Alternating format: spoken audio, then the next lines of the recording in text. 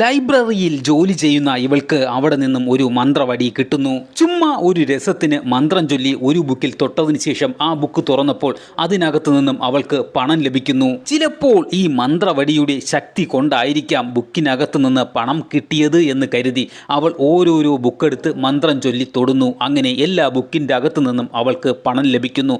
ആ പണമെല്ലാം അവൾ ഒരു ചെറിയ സഞ്ചിയിലുമാക്കുന്നു. പക്ഷേ ലൈബ്രറിയിലെ അടുത്ത സെക്ഷനിലെ ഡ്രോയിൽ നിന്നും ബുക്കെടുത്ത് മന്ത്രം ചൊല്ലി തൊട്ടപ്പോഴോ അതിനകത്തു നിന്ന് പണം കിട്ടിയില്ല. ഇനി മന്ത്രവടിയുടെ ശക്തിയാറ്റും പോയോ? ഇങ്ങനെ വിചാരിക്കുന്ന സമയത്ത് തന്നെ ആ ലൈബ്രറിയിലേക്ക് ഒരു കോൾ വരികയാണ്. ഇവളുടെ കൂടെ ജോലിക്കുണ്ടായിരുന്ന പയ്യനെ കള്ളനോട്ടടി കേസിൽ പോലീസ് പിടിച്ചിരിക്കുകയാണ്. അവൻ അടിച്ച കള്ളനോട്ടുകൾ ലൈബ്രറിയിലെ ബുക്കിലാണ് സൂക്ഷിച്ചിരിക്കുന്നത്.